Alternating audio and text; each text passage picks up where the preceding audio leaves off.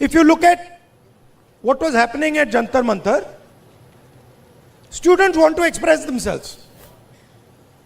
They are in pain and they want to express themselves, and the government says, no, we are going to create order in Jantar Mantar, you cannot express yourselves. Today, a lady came to me whose daughter has been raped and killed in Uttarakhand 4 years ago. She's crying, she's trying to express herself, and the system says, sorry, we're not going to allow you to express yourself because it will create disorder if you express yourself.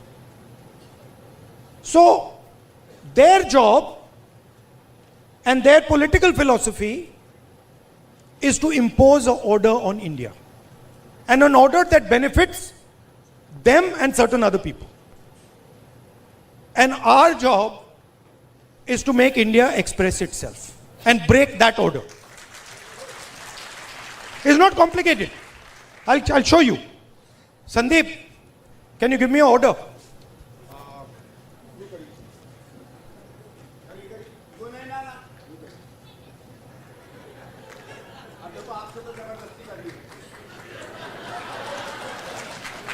This is RSS. This is रचनात्मक कांग्रेस. एक और order दो भाई, हाथ मिलाने का order दे दो. चलो सिंपल कर देते हैं, फ्रेंडली जेस्चर, हाथ मिलाने का ऑर्डर कर देते हैं. हाथ मिलाने का ऑर्डर दो. Our job is very simple, and we can drive them crazy. इनको हम मतलब पागल कर देंगे. मैं आपको बता रहा हूं, नरेंद्र मोदी रात को नहीं सोता है.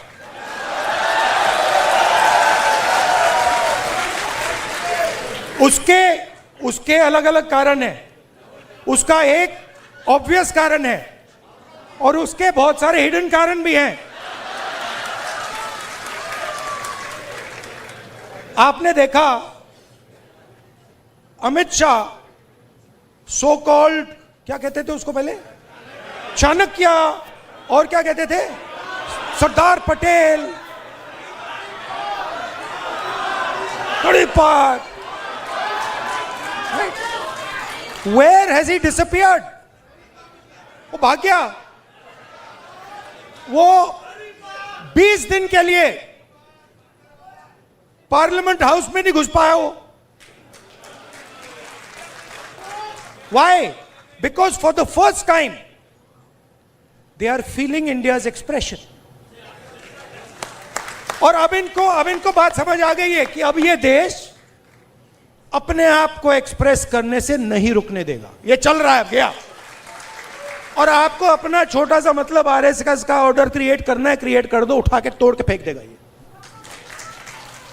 उसका एक तरीका है, मोहब्बत की दुकान है. वही बेसिकली वही कह रहा हूं. वो कह रहे हैं, देखिए, आइए संदीप से फिर से आपको डिस्टर्ब करता हूं. अब आप मुझे एक ऑर्डर दीजिए. हाँ, नहीं, आप एक ऑर्डर दे, एक ऑर्डर दे दीजिए मुझे, कोई भी ऑर्डर. ये क्यों किया मैंने, एक ही कारण है, क्योंकि मैं डर गया. अगर मैं ऑर्डर से डर गया, ऑर्डर देने वाले से डर गया, तो मैं अपने एक्सप्रेशन को बंद कर दूंगा. अगर नहीं डरा, क्यों, मैं बंद नहीं करूंगा. मैं अंदर अपने एक्सप्रेशन को मतलब अंदर से गाली दूंगा कि भैया मुझे मतलब ये अच्छा नहीं लग रहा है. But that is an expression of fear. That is cowardice. And frankly I must tell you, a lot of people in India, and this is something that has disturbed me, a lot of people in India have been behaving like cowards. So many people, they've been behaving like cowards against this cowardly force. Now I can understand if you are fighting the British Empire and suddenly you say, I'm feeling a bit scared. But you're fighting a bunch of jokers. How can you feel scared? You're literally, please understand, you're literally fighting a bunch of jokers, clowns, right? Who have no idea about our philosophy, no idea about our history, right? They're a bunch of clowns. Now, I couldn't say this. I can naturally say this about my friends in the RSS. It's obvious to me. In fact, it's obvious to most people that these people have no understanding of India. Right? Why? Because somebody who cannot connect with India as it is today cannot understand India. To understand India, you can't understand India 3,000 years ago. You have to understand it today, right now. And to understand it today, the only way to understand it today is if you understand its expression. These people, please watch them. Please watch them. I'll show you. Bhaiya, 3-4 of you come here. आइए अभी आइए. Just come. Just stand like this.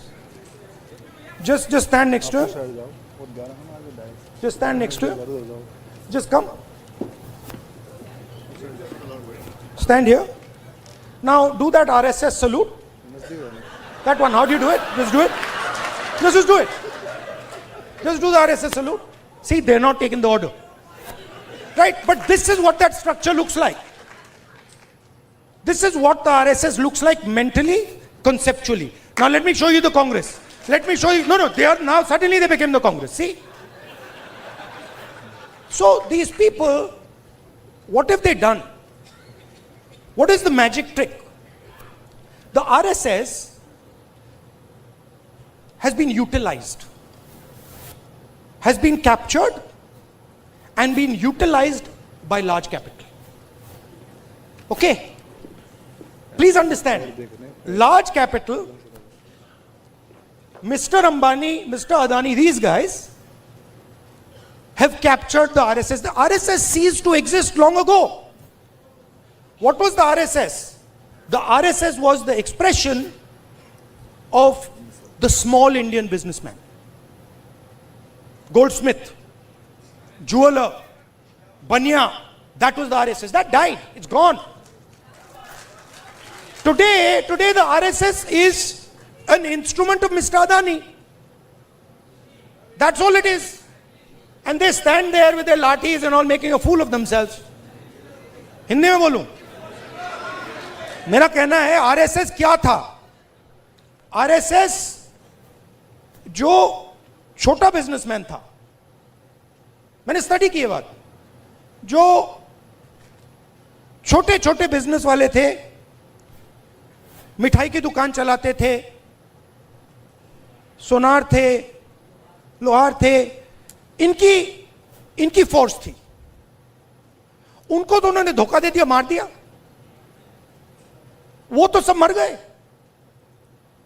RSS ने demonetisation कर दिया, GST कर दी और अपने ही लोगों को धोखा दे दिया, खत्म कर दिया. उसके बाद क्या हुआ? शुरुआत कैसे हुई? शुरुआत वाजपेयी जी के टाइम में प्रमोद महाजन ने की. कैपिटल इंजेक्शन को आरएसएस के अंदर उसने डाला, पहला फर्स्ट स्टेप. और second step Narendra Modi. Final corporatization of RSS और Narendra Modi. It's obvious.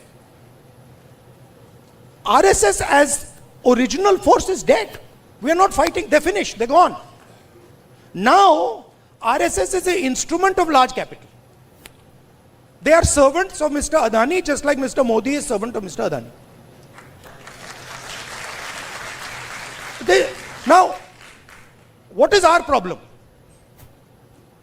Our problem, which has now to a great extent been resolved, that my friends in the media have been captured by them.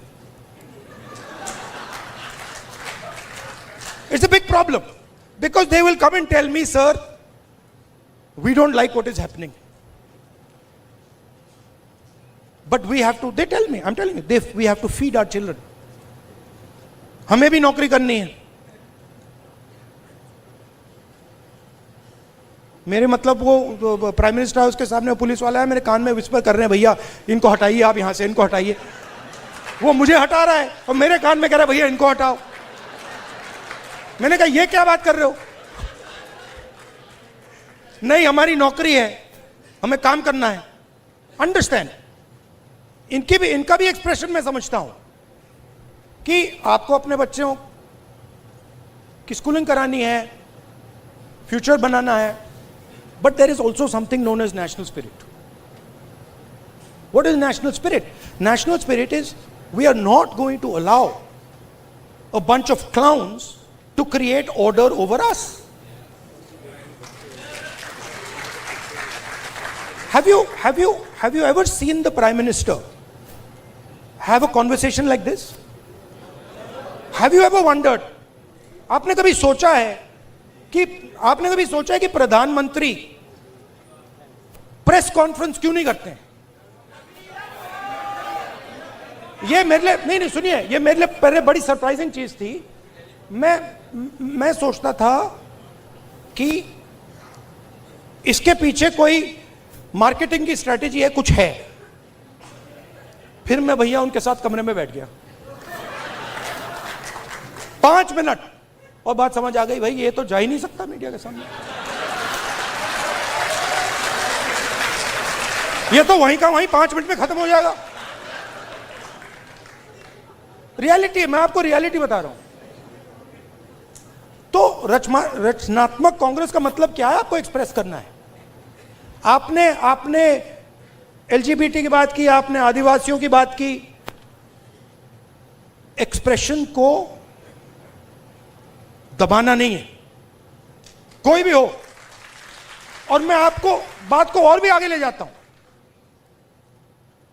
जिस दिन RSS के expression को देश से खत्म करने की बात शुरू हुई, उस दिन मैं उनकी रक्षा करूंगा, क्योंकि उनका भी एक्सप्रेशन है। हमारा ये नहीं है, हम कह रहे हैं कि भैया सब लोगों का एक्सप्रेशन होना चाहिए। जो आपके दिल में, आप खुल के बोलो, डरने की कोई जरूरत नहीं है।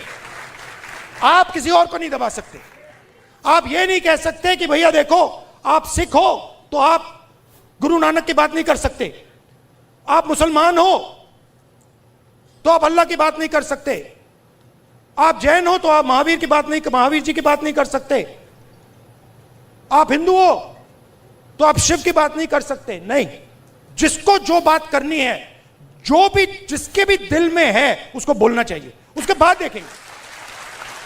देखेंगे, बात अच्छी नहीं लगी तो फिर कहेंगे उससे कि भैया देखो ये आपने जो बोला है ना, ये इसने मूड खराब कर दिया, इसको आप दूसरे तरीके से, पहले बोलेंगे इसको आप दूसरे तरीके से बोलिए, प्यार से बोलिए। तो जब देश में एक्सप्रेशन बाहर निकलेगा तो देश की ऊर्जा, देश की जो स्ट्रेंथ है वो पूरी दुनिया को दिखाई देगी। ये क्या कर रहे हैं? ये देश पर एक्सप्रेशन को मार रहे हैं। और आप बिलीव नहीं कर सकते इनके साथ हुआ क्या। मतलब आप इमेजिन नहीं कर सकते हुआ क्या इनके साथ। ये गए, आई विल एक्सप्लेन।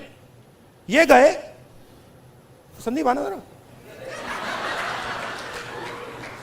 ये इनका पता नहीं कहां से इनके दिमाग में घुस गया। अब अजीब चीजें घुस जाती हैं, बट इनके माइंड में घुस गया कि फॉरेन पॉलिसी इज दिस।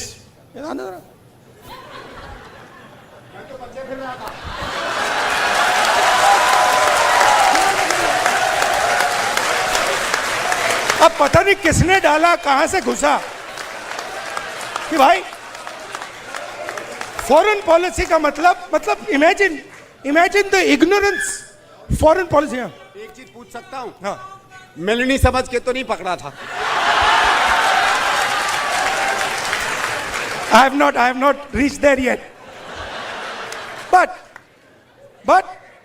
पता नहीं कहां से घुस गया कि फॉरेन पॉलिसी का मतलब नेताओं से गले लगना।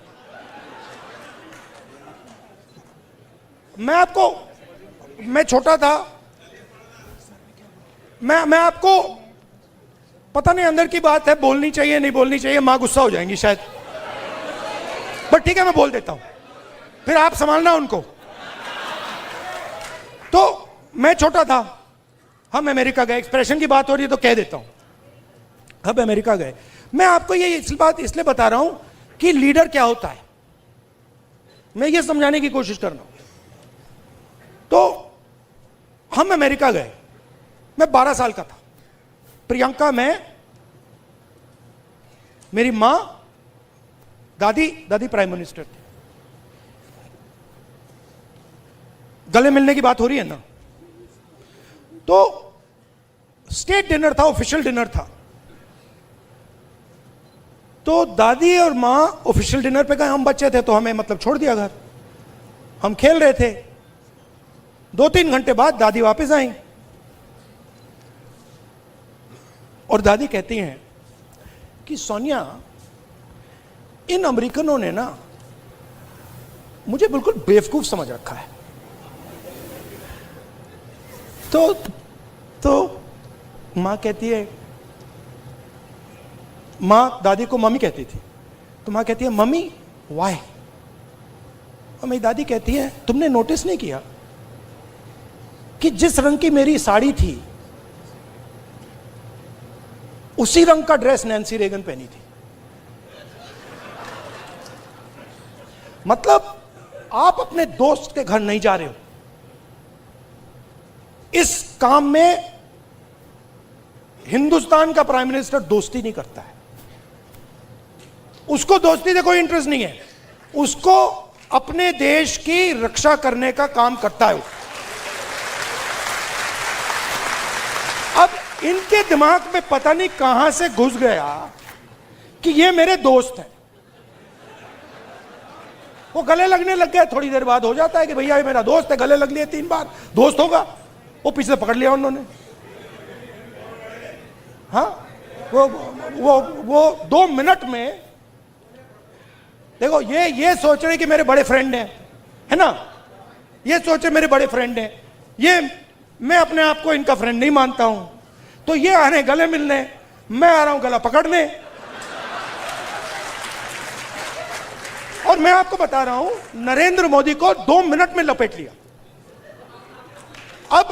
अब इमेजिन हुआ क्या, इमेजिन हुआ क्या। एक साइड ईरान में युद्ध होता है,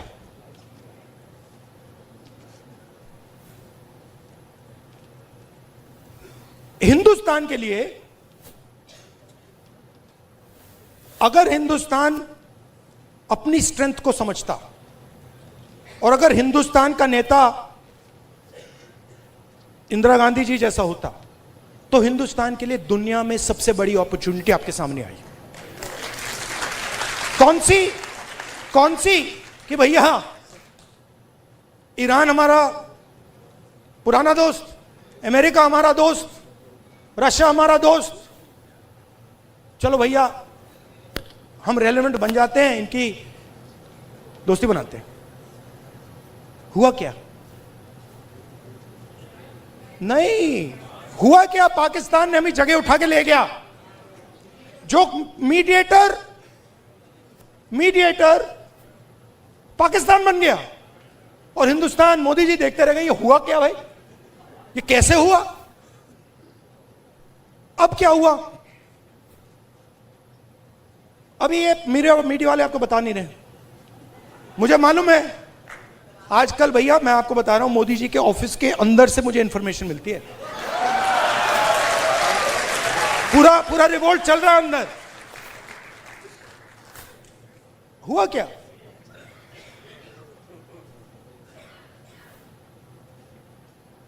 हमारी पेट्रोलिंग एरिया में चाइना ने अरुणाचल में हमें पेट्रोलिंग करने से मना कर दिया कि भैया हाँ ठीक है, वो सब बात ठीक है, ये आपकी जमीन है, मगर आप यहां पेट्रोलिंग नहीं कर सकते। राजनाथ सिंह जी, अमित शाह जी और नरेंद्र मोदी जी की हवा निकल गई है।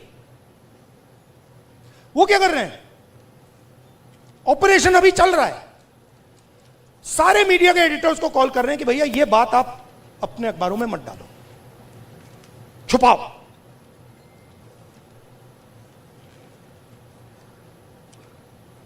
सीधा बिना सोचे समझे देश का नुकसान कर रहे हैं। मैंने देखा, नहीं मैंने अपनी आंखों से देखा, गलवान के बाद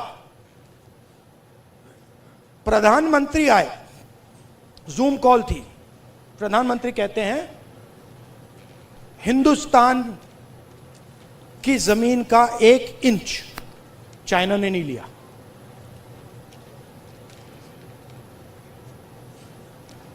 उसके बाद आर्मी कहती है कि भैया हिंदुस्तान की जमीन तो ले गए। आप सोचिए, चाइना को मैसेज किया गया, चाइना के नेगोशिएटर्स ने हमारे नेगोशिएटर से कहा कि आप क्या बकवास कर रहे हो, आपके प्रधानमंत्री ने बोला हमारी आपकी जमीन नहीं गई। फैक्ट बोल रहा हूं आपको।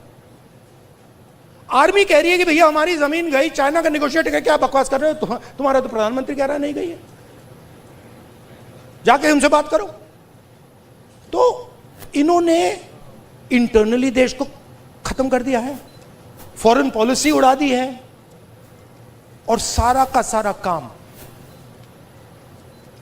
अपना जो पॉलिटिकल स्ट्रक्चर है उसको फाइनेंस करने के लिए, अदानी जी का पैसा लेने के लिए ये उन्होंने किया है। अब ठीक है, पहले क्या था, मूड खराब था, आप लोगों में भी मूड खराब था, मेरे पास लोग आते थे भैया ये कब होगा, कब खत्म होगा, कब खत्म होगा, इसमें तो 10 साल लग जाएंगे। अब तो नहीं बिलीव करते ना, है ना, अब तो हो गया ना। हाँ, क्योंकि अब कांग्रेस पार्टी, ऑपोजिशन, सबका एक्सप्रेशन चालू है, अब नहीं रुकने वाला वो क्या। हाँ, thank you, ta ta, goodbye. और मैं आपको बता रहा हूं, आप लिख लो, जिस दिन तक नरेंद्र मोदी अपना इस्तीफा नहीं देंगे, अमित शाह नहीं हटेगा, उस दिन तक नरेंद्र मोदी और अमित शाह नहीं सो पाएंगे। उनको हम जगा के रखेंगे, पूरी रात जगा के रखेंगे, जब तक वो कोलैप्स करके कहें कि भैया ये हमारी बस की नहीं है, माफ करो, छोड़ दो हमें। और बिना नफरत के, बिना हिंसा के, बिना नफरत के हम हमारी देश की संस्कृति, हमारे देश के कल्चर की लड़ाई लड़ रहे हैं। हमारा देश नफरत का नहीं है, मोहब्बत का है, प्यार का है, भाईचारे का है, अहिंसा का है। ये हम प्रूव करके दिखा देंगे सबको। अब आप सबको, जब आपको ऑर्डर मिले ऊपर से, अच्छा लास्ट बात बताता हूं, ये मैं बात समझा कब, ये ऑर्डर वाली, मैं एक दिन लोकसभा में ना, एक तो प्राइम मिनिस्टर का साइड होता है और एक ऑपोजिशन का होता है, तो एक दिन पता नहीं क्यों मैं उस साइड से जा रहा था ऊपर की ओर, तो वो बैठे हुए थे वहां पे। तो जब मैं वहां से निकला, वो मेरी ओर देख रहे थे सारे के सारे बीजेपी वाले, मैं थोड़ा उनके जानबूझ के थोड़ा ऐसे पास जा रहा था, और मैं वो घूर घूर के देख रहे थे, मैं भी घूर घूर के वापस देख रहा था। तो एक बीजेपी के सांसद ने पता है क्या बोला, मैं सुन लिया, वो मेरे लिए एक्चुअली था नहीं, मगर मेरे कान में घुस गया वो, क्योंकि ओपोनेंट, मतलब ओपोनेंट गुरु होता है हमारे सिस्टम में, हमारी फिलोसॉफिकल सिस्टम में ओपोनेंट गुरु होता है, वो दुश्मन नहीं होता, वो हमें सिखाता है, और उससे हम नफरत नहीं करते हैं, उससे हम प्यार करते हैं, बट हम उसको समझाना चाहते हैं यार तू गलत रास्ते पे चला गया है, प्यार से। तो उसने क्या कहा, उसने कहा पता है, ये जो है ना, मेरे बारे में बोला, ये जो है ना, अपने कॉलीग से बोला, ये जो है ना प्रॉब्लम पता है क्या है, वो बोलता है क्या है, कहता है ये, फिर उसने थोड़ा गंदा शब्द यूज किया, वो मैं नहीं यूज करूंगा, से, ये किसी खांचे नहीं, ये किसी भी खांचे में नहीं घुसता है, इसको ये कहीं भी नहीं फिट आता है, ये कहीं भी घुस जाता है, अपना करता रहता है। हां, मैं और हम सब किसी खांचे में नहीं घुसने वाले लोग। हमारे पास हजारों खांचे हैं। देखिए मैं आपको बताता हूं, आप सिख हैं, ठीक है, पहला खांचा।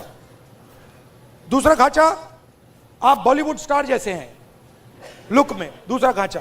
तीसरा खांचा, आप भाई हैं, राइट। चौथा खांचा, आप स्पोर्ट्समैन हो, राइट?